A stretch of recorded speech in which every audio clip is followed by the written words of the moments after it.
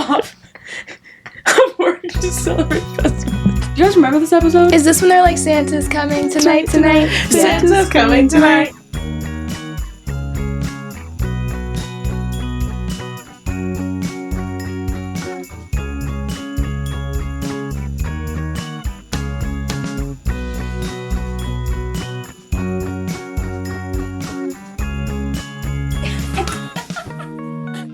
Big Time Christmas. Big Time Rush's Christmas episode, which is season 2, episode 9. The synopsis says, during the holidays, the guys are going Christmas shopping and are excited for their trip back to Minnesota. And Gustavo is expectant for his trip to Fiji. I forgot about Gustavo. I know. What's funny about Gustavo? I'm just Why picturing did you him. say Gustavo, but then no, Griffin is the it's Griffin. His name is Griffin. It has 2 names. It has 2 names here. This is like the official thing. So maybe Gustavo's separate. Maybe Griffin's the actor's name? No, No, Griffin's no. like the big CEO. The CEO. Yeah. But he doesn't go by Gustavo? No, Gustavo's like their manager. Yes, you're right. No. He's Gustavo's the manager. He's the manager, music producer, and Griffin owns the record label. I have no image of Griffin in my head. Yes, you do. Griffin Griffin's is like weird. he's like a white man. I And gotta he's just tall. pull it up, I guess. Yeah, His tall, gray hair is always balding. wearing a suit. All right. Oh, shake my head. Unfortunately, Griffin pauses their vacation plans and forces them to make a Christmas EP. I'm sorry.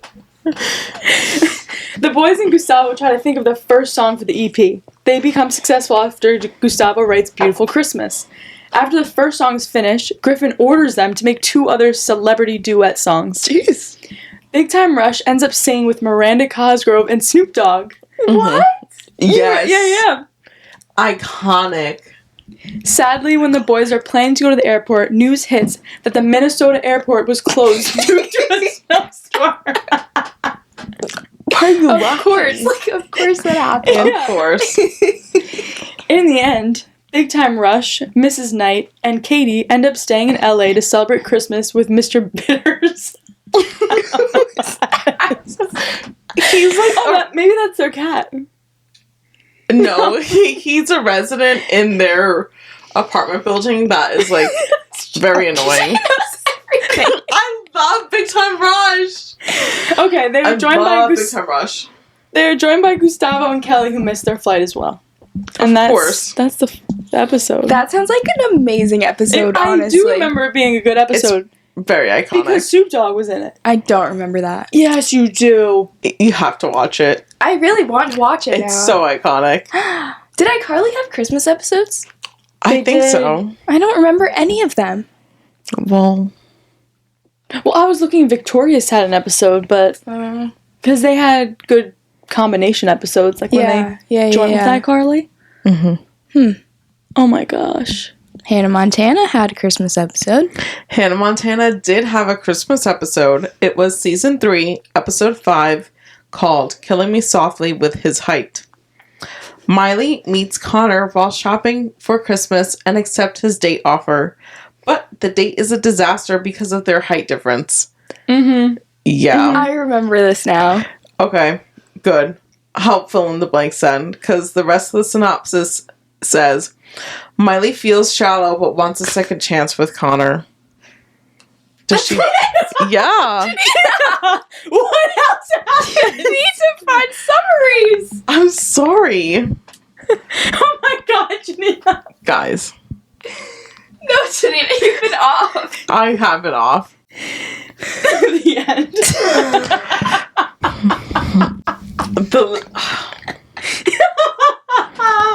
Miley meets a cute guy named Connor while he's sitting and eating lunch with Oliver. She accepts his offer to go on a date with him, but soon realizes he's much shorter than herself when he stands up. Miley and Lily go Christmas shopping in the mall. When they see a cute guy sitting behind a table, Miley calls dibs on him. During their talk, a girl named Sophia shows up and asks if Oliver would go out with her. His refusal is the reason of her having small feet results in Miley saying that she doesn't understand how someone can turn someone else down because of a physical thing. Connor agrees and asks Miley to go to the holiday carnival with him. She agrees. Then Connor stands up, and it turns out he's a lot smaller than Miley. After Connor leaves the room, Miley's angry because she doesn't want to go out with someone smaller than her, similar to Oliver. So Oliver blames Miley to be exactly like him. At the holiday carnival, Miley and Connor are talking. Also, Miley wins a little Hannah Montana figure, and Connor wins a stuffed bunny, which is bigger than himself. I remember this scene. Yeah. Suddenly, a mom interrupts and asks Connor to ride on the train with her son, since she is too big and her son is afraid. Connor agrees and leaves with the kid. Oliver and Lily can talk to Miley, making fun at her because she's taller than her date. She claims that they're having a great time. When Connor takes Miley home and tries to kiss her, she doesn't want to. Blah, blah, blah. She's making excuses. This is a long one. For a Christmas present, Jackson gives both Miley and Lily one of Miley's clothes. I mean, I don't understand the resolution of this episode, but I do remember the kid being asked to ride the ride with the kid. Yeah. I do not remember that episode at all. I'm so sorry. I should not have picked that. Oh, Janita. It's okay, we got it. So, my first favorite childhood Christmas episode is from the OC, and it's called The Best Chrismica Ever.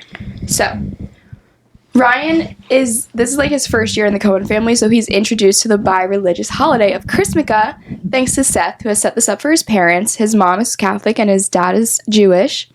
At the same time, Seth insists that he has two godly forces helping him as he continues to play both Summer and Anna by claiming he has chosen the other. Basically, two of these girls like him. They're both like super, super into him, super cool. And he's like, okay, you can both date me at the same time, essentially. Yeah. And he invites them both to Chrismica.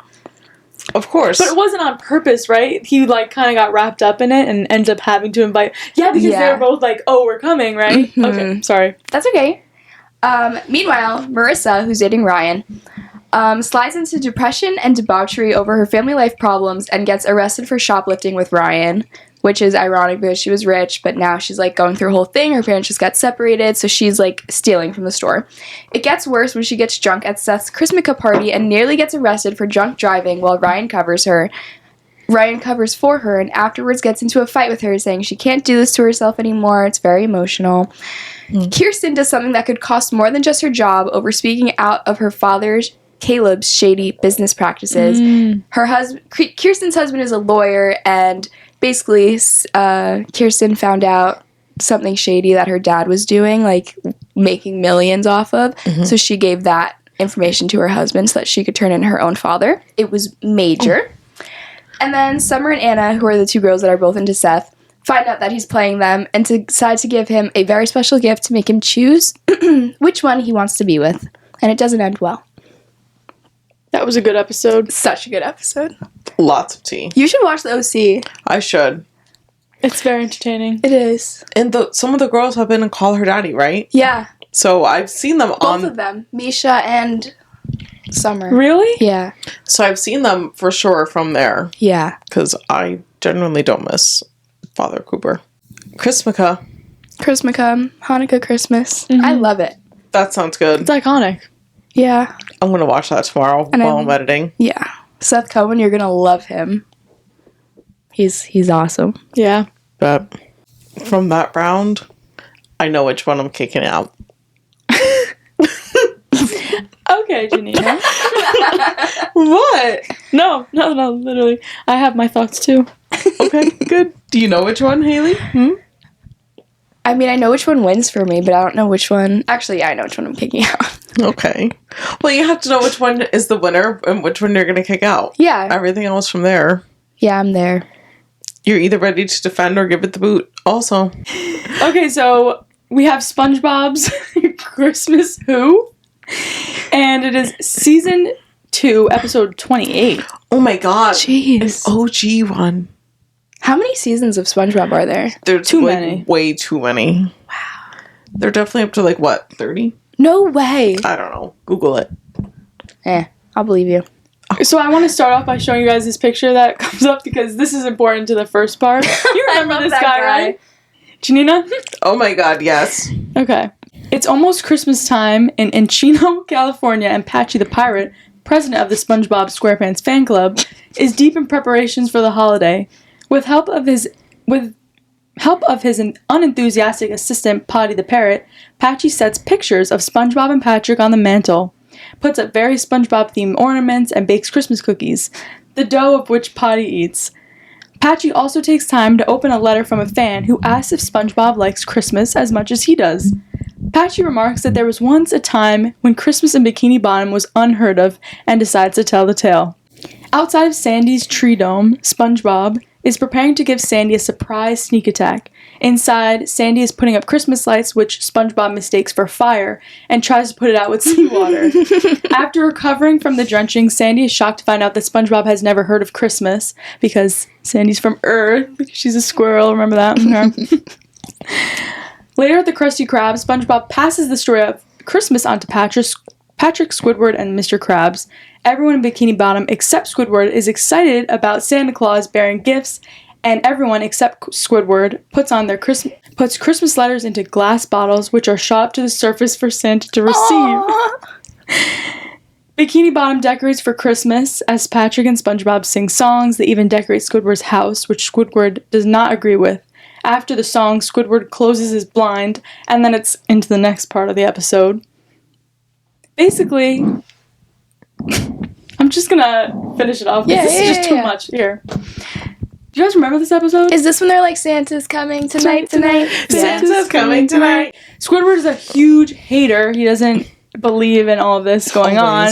He's like shitting on the whole plan. And amidst all of this, SpongeBob makes Squidward a homemade gift for Christmas. Aww. And like, it basically turns around Squidward's feelings about the holiday because he's trying to like ruin it for Bikini Bottom. And so Squidward then pretends to be Santa and then like makes Christmas super special for Bikini Bottom. What a wholesome episode.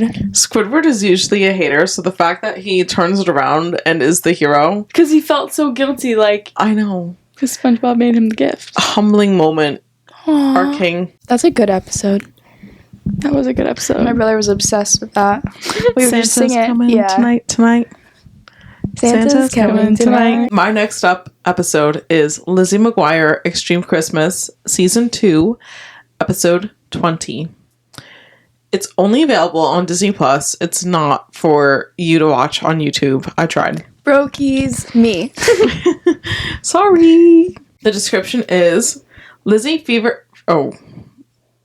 fervently. I'm going to skip that word. Lizzie is trying very hard to win the grand prize. There you go, Janina. Shh, that's how we use context clues, okay? Lizzie is trying very hard to win the grand prize of the Christmas parade with her idea of the rock and roll Christmas float.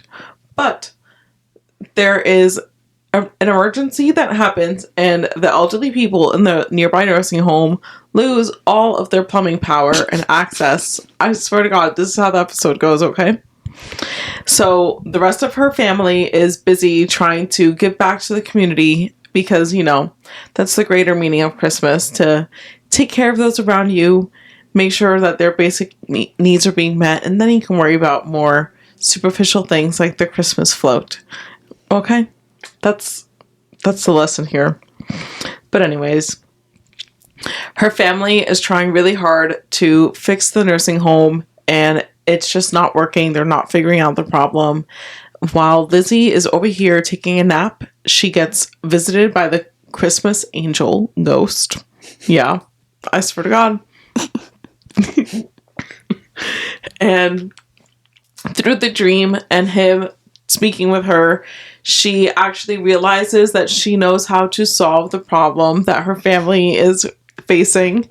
Of course, plumbing queen. The pipes are like twice the size, so she's like, yeah, you have to use ones that are half as small, duh. And it works. They miraculously fix the plumbing. Her float is not done in time for the parade, and it looks like garbage. And the two mean girls make fun of her for that, basically. And she was like, okay, well, I was out here learning the greater meaning of Christmas. I'm glad your float looks amazing. Like, I was helping the elderly people, making sure they were taken care of. Okay, that's why my float looks terrible. And yeah, so she didn't win the float, but she learned the lesson. So She won in life. yeah. How sweet. Go, Lizzie. That is hilarious. I love the Lizzie McGuire inner monologues with the cartoon. yeah. The best. That's what makes the show iconic. That is fun when they do that. I mean, go Disney for making that about Christmas somehow. How did she know how to fix the plumbing? Plumbing queen? Come on. She's in high school. What does she know about plumbing? Yeah, I have no idea. Call your emergency services. That's what they're for. Okay, my next childhood, kind of like high school, middle school childhood show, New Girl. The episode is called The 23rd, Season 1, Episode 9. This is like one of the best Christmas episodes ever, like on the planet, so Oh my god. if you haven't watched it, go watch it. Here's a summary. All the roommates are planning on going to Schmidt's office party tonight where he dresses up like Dirty Santa. Yes. Jess needs their help on getting a present for Paul, her boyfriend. After only a month, she's not sure what's appropriate. She shows Nick the card that she had planned on giving him, which just had nerdy weird sex that works for the both of us written on it. It's not a winning prize. On the way to the mall, Jess drives all the boys through a neighborhood decked out with Christmas decorations. She wants to come back at night on the way home from the office party to the airport, but Nick is resolved to not miss his flight for the 5th year in a row. So he's like, Jess, we can't come see this at night. Sorry. Then we find Cece at work. She's like doing a Bolivian diet pill. She's the after body. So she's like in a bikini. She looks super hot. Schmidt drops by with a gift. They're interrupted by Kyle, who is Cece's boyfriend at the moment. So Schmidt has to explain that he designs a perfume for her, and it gets really awkward because Cece's boyfriend is there. Paul and Jess finally exchange gifts. He got her tickets to Vienna and passes to a show. She got him an anatomically correct fuzzy heart of a 50-year-old non-smoker. Nice. A stuffed animal, essentially. That beats. She wants to get him something better, but he tells her it's fuzzy and quirky and sweet, just like her. He says he loves it several times, then hugs her and says he loves her. She pauses, then goes with thank you. The gang later arrives for Schmidt's office party. They find him wearing only red boxers and just as sexy Santa. Jess tells Nick what Paul said to her, and he tells her to tell Paul that if she doesn't feel the same way, she should tell him. She tells Nick that she'll tell Paul she doesn't love him. Instead, though, Jess hides in the bathroom. Nick then sees Paul standing alone outside and goes to talk to him. He asks if Jess talked to him, and Paul says yes.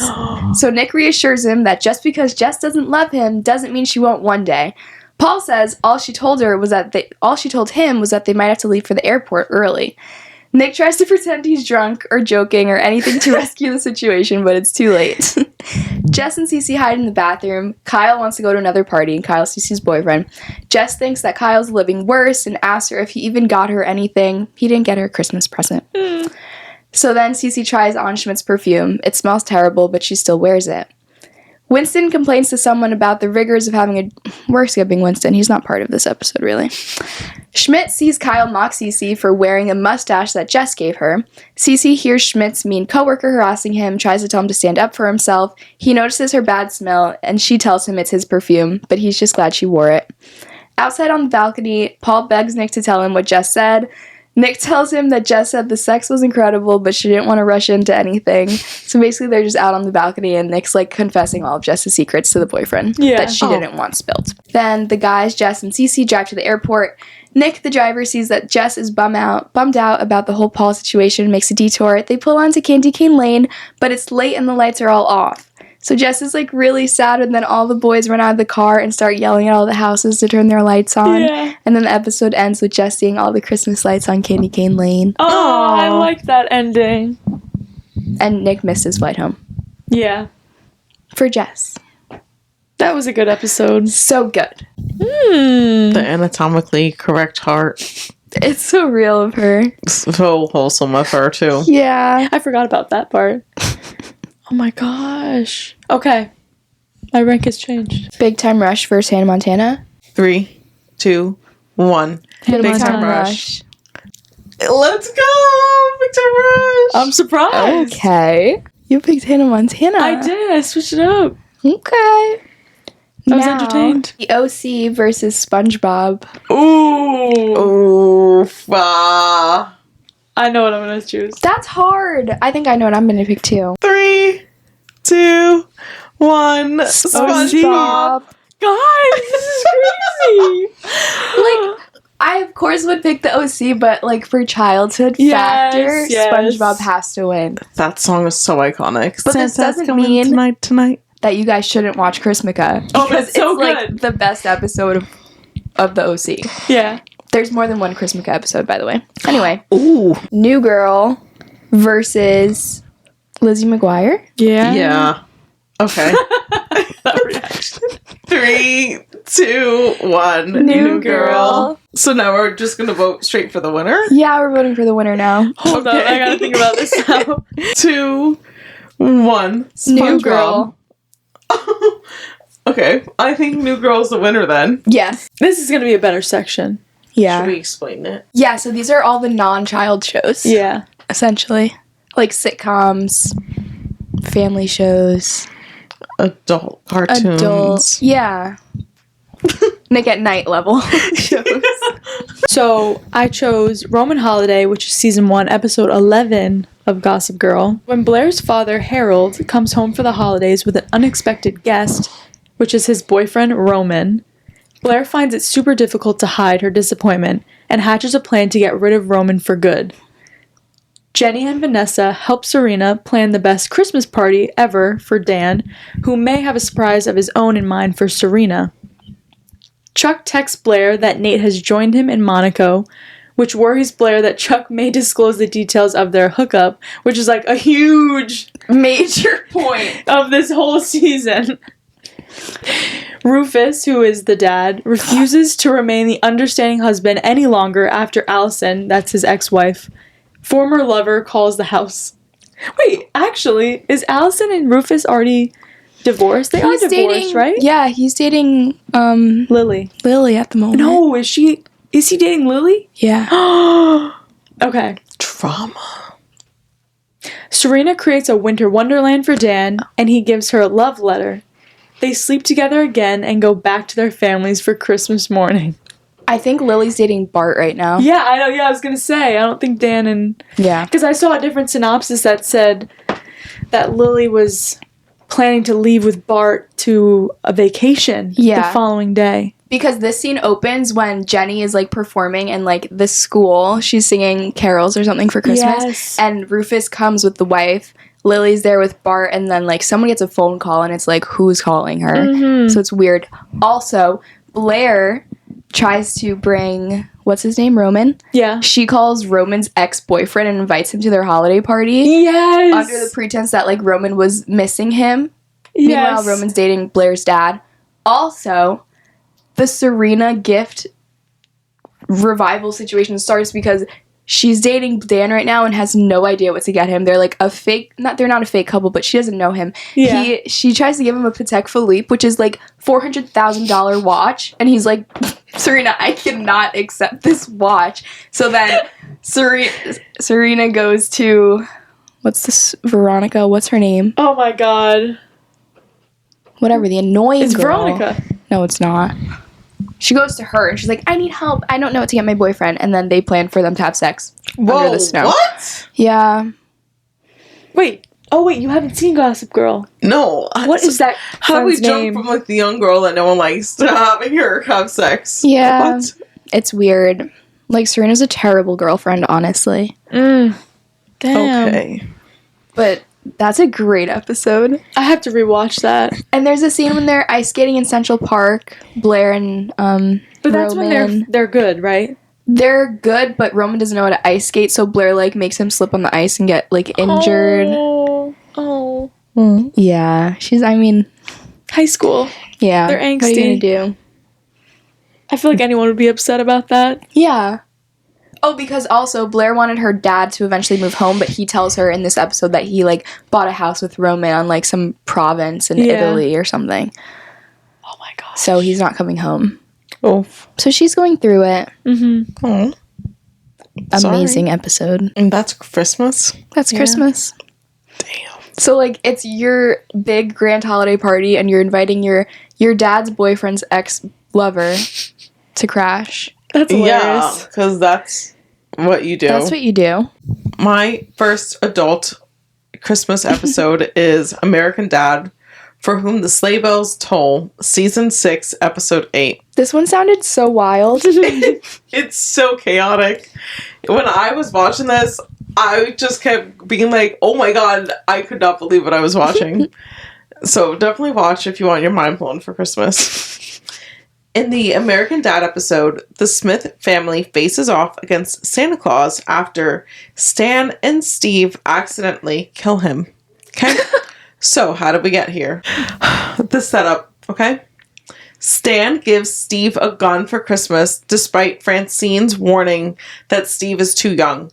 For context, Stan is the dad of the family, Francine is his wife, and Steve is their 14-year-old son, who's a little bit of a stereotypical guy. Just not a jock, does well in school though. Did they Good make kid. a nod to A Christmas Story in that? Yeah. Okay.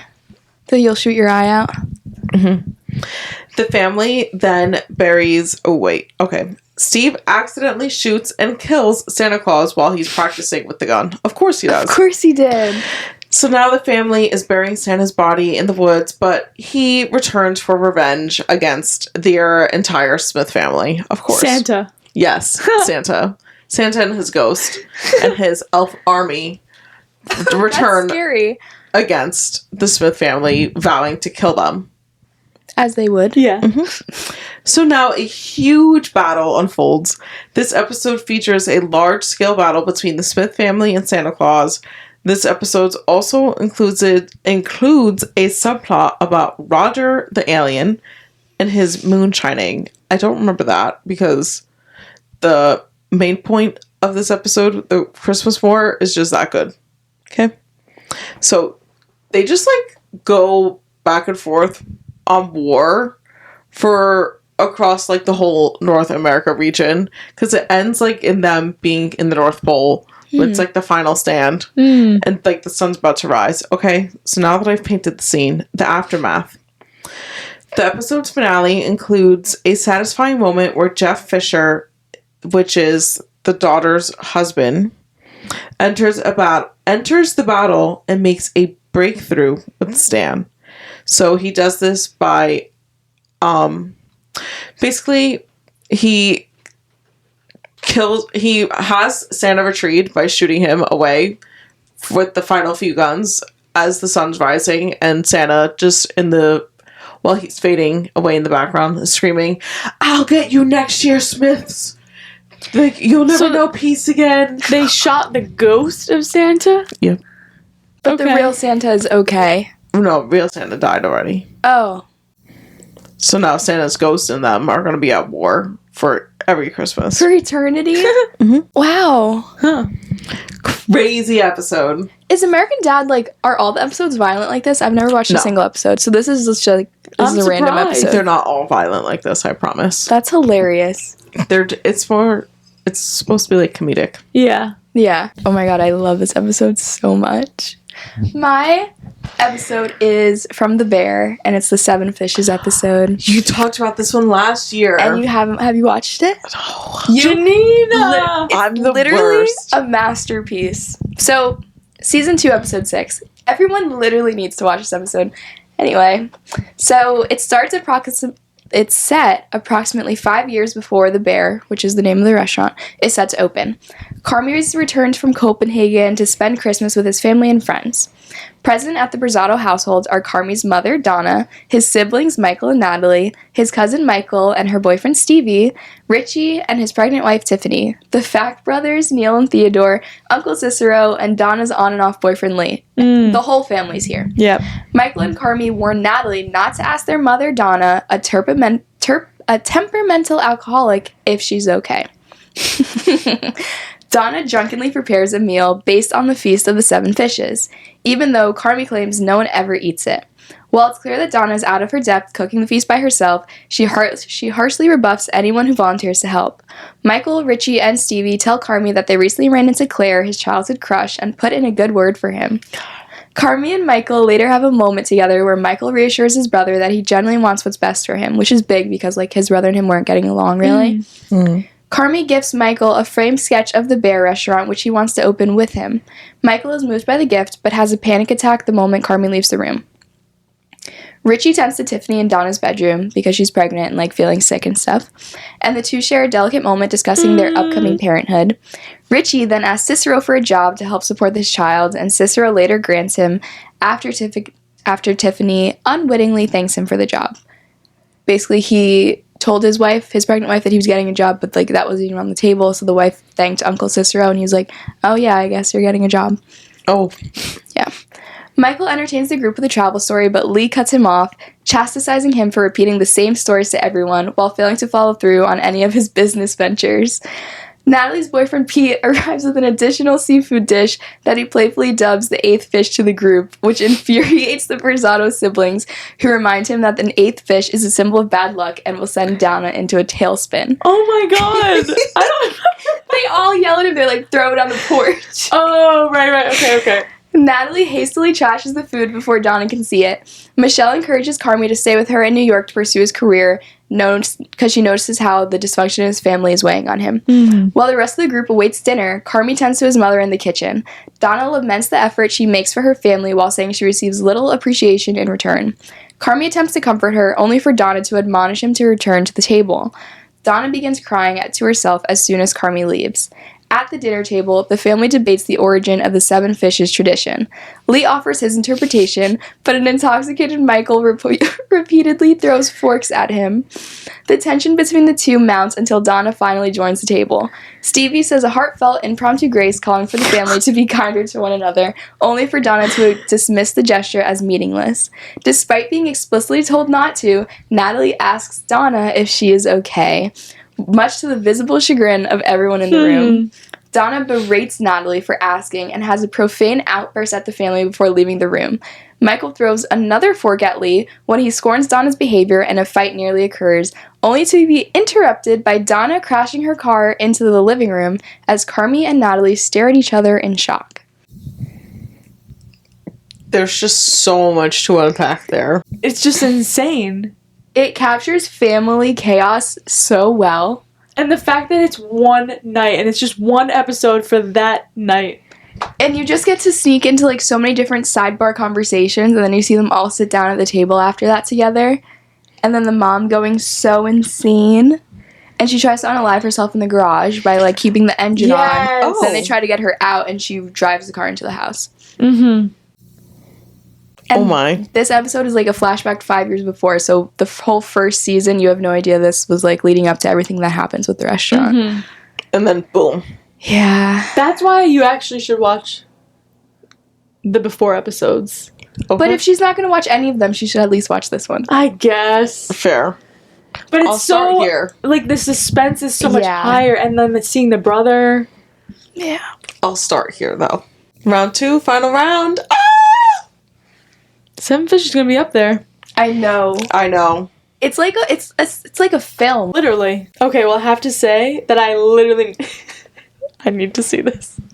I need to see what? Okay, so the episode I chose is Seinfeld, The Strike, which is season 9, episode 10. Let's get into it.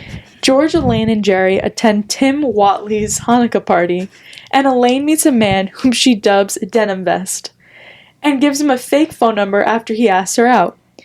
Later at the coffee shop, George opens his mail and is offended to receive a gift of a donation in his name from Watley. And also gets upset when Elaine reads a card from George's father wishing him a happy festivus, referring to a holiday that his father invented. Kramer gets a call that a 12-year-old strike at his... His bagel shop. I want to re-say that. Kramer gets a call that a 12-year strike at his former job at H&H Bagels ended, so he decides to return to work. A 12-year strike. That is so real. And so he just, today's the day I'm just going to go to work. It ended. Yep. Meanwhile, Elaine realizes that she lost her card for a free submarine sandwich after giving it to Denim Vest, with the fake phone number written on it.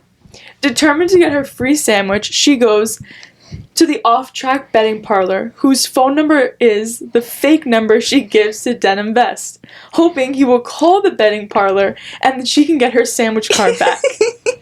The two men at the betting parlor begin flirting with Elaine and ask her for her phone number, prompting her to give the number for H&H Bagels. She goes to the bagel shop and waits to receive the call there. After learning about Festivus from George and Jerry, Kramer becomes fascinated with the concept and meets up with George's father, Frank, to learn about the holiday. This episode is so good. Kramer requests to have off to sell.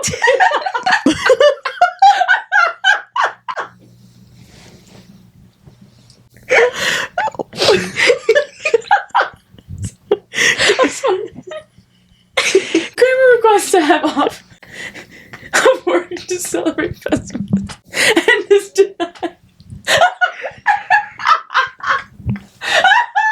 I'm sorry.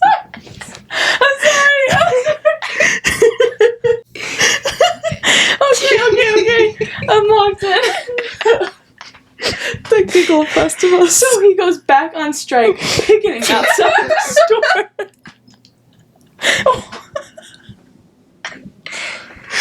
While on strike, Kramer sabotages the bagel machine, causing a steam vent to burst inside the store, which causes Elaine to appear unattractive.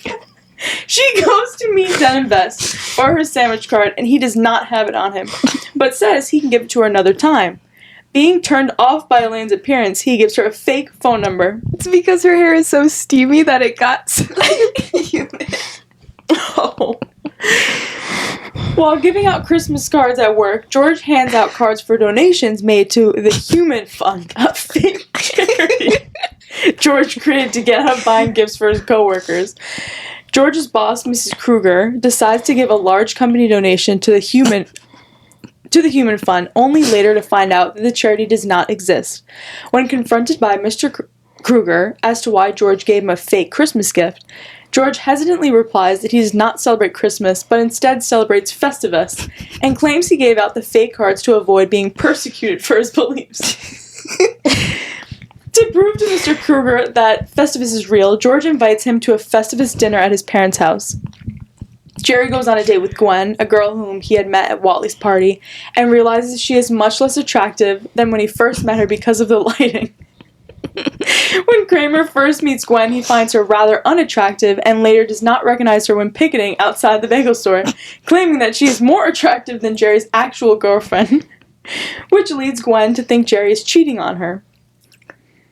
Jerry, Elaine, George, and Mr. Kruger attend the Festivus dinner at George's parents' house. Kramer walks in with the two men from the betting parlor after they called H&H Bagels, asking for Elaine. Gwen shows up at the dinner after Kramer tells her Jerry was there and sees Elaine, whom she thinks is Jerry's ugly girlfriend, that he's cheating on her with, and she storms out of the house. Kramer leaves to work a double shift at H&H Bagels after he ends the strike to use the bathroom. The Festivus dinner continues with the traditional feats of strength where Frank forces George to fight him as George refuses. Frank declares it the best Festivus ever. And then it says, during the credits, Kramer is making a fresh batch of bagels, but he gets his chewing gum stuck in the dough. The manager sees this and finally decides he's had enough and fires him. The best ever. That's hilarious. That was a 20-minute episode? Oh my god. It is such a hilarious episode. 12 years straight. Dude, it was so funny you couldn't even listen. Because the scenes are playing back in my head. So the ugly girlfriend, they like show scenes with like overhead lighting. She's like the darkest under eyes ever. And she like looks like a zombie, and then she's like beautiful from this way. And with Elaine, her hair is like always beautiful and curly, but then when the steam exploded, then it became like a giant frizz-ball. Okay, buckle up. We're going back in time to That 70s Show and Eric Foreman Christmas, Season 4, Episode 12. Eric talks about missing the magic of Christmas, so Kitty suggests directing the church pageant will bring up his spirits. Hyde, his best friend, is living with them at this point and is forced into it with Eric since the Foremans took him in, which parentheses, Kitty their mom, or Eric's mom, not Hyde's mom, connects into the story for Christmas, close parentheses. Not sure why they mentioned that. Jackie wants to be the Virgin Mary and ride a unicorn. Of course she does. And Hyde wants to be the baby in the manger so he doesn't have to do anything. Kelso wants to be Joseph as a spaceman instead of as a carpenter. And no one wants the real roles that are actually in the Christmas play. So, Red steals Bob's Christmas decorations because he hates hearing them in the middle of the night. Of course he does. Do you remember that? Yeah. I just watched this episode. Okay. I do not remember the Christmas decorations being stolen. What were they that they were so loud? It was like singing a Christmas song through the night. And it was so bright, so you would just see Red looking out of his window and just had lights glimmering on his face. And he would just be angry. Yeah. Okay. He tells Bob that they're that they're being dumped behind the liquor store after being yelled at, and Kitty admitting that Red stole them. Eric gets fired by the pastor from the play when everyone has their iconic roundtable smoke session in a room in the church building, and he's kind of sad about it because he didn't want to blow this Christmas pageant. His friends were just being difficult, and they decided to go get high instead of dealing with it. The gang gets the pastor to unfire Eric, and they all surprise him with the cassette player, which he thought Kitty got him, but turns out she just got him the raincoat. And Bob puts his lights on in Red's garage and driveway, and everyone comes together in the love of the spirit of Christmas. So, kind of a hot mess, but it comes together in the end.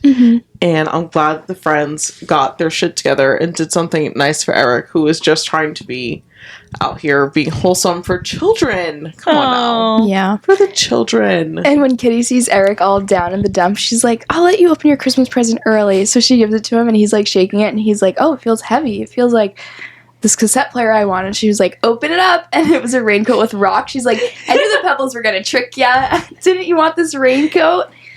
So then he was so sad. So that's why he was extra happy when the friends got him the cassette player at the end. Oh. Yeah. That's a good episode, though. Yeah. Eric deserves better. Yeah. Obviously, The Office. My favorite Office Christmas episode is The Office Christmas Party. So this is season 2, episode 7. So, The Office is holding a Secret Santa gift exchange at their Christmas party. Jim received Pam's name and got her a teapot filled with some mementos and a personal letter from him to her. Michael Scott buys a $400 video iPod as his gift to Ryan, far exceeding the $20 limit. He is disappointed by the handmade oven glove he receives from Phyllis and insists on turning the exchange from Secret Santa to Yankee Swap. This goes amiss as many of the gifts, like a decorative nameplate with Kelly's name, are specific to the recipients. The staff then competes for the iPod, and Pam opts to swap for it rather than keeping Jim's heartfelt gift. Phyllis is hurt when Michael trades away the oven glove with his undisguised enthusiasm. Jim's present for Pam ends up with Dwight. Jim tries to convince Dwight to do a post-swap with him, but Dwight refuses, saying he plans to use the teapot for nasal cleaning. Pam elects to trade the iPod for Jim's gift after her fiancé Roy told her that he was planning on getting her an iPod and had no other decent ideas for gifts. But to spare Jim's feelings, she tells him that she swapped it out of appreciation for the effort he put into it. While she goes through the various aspects of her gift, Jim sneaks the letter for her into his pocket. So he had like a secret letter proclaiming his love for her in the teapot, but he took it out after the night. He wasn't ready for that. After ruining the staff's mood, Michael disobeys company policy by buying vodka for the party to compensate. So there's a scene of Michael in the liquor store with like 40 jugs of tequila or vodka, and he's like, is this enough to get like 20 people drunk? And the guy's like, yeah, I think you're good. Everyone ends up having a good time, with the exception of Angela, who's furious over not receiving appreciation for her efforts toward arranging the party.